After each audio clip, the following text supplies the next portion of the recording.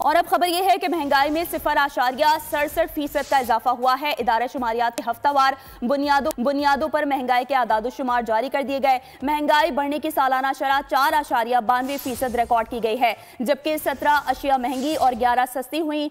मजीद तफसीलात जानेंगे उमर हयात खान से। उमर, आगाह कीजिएगा।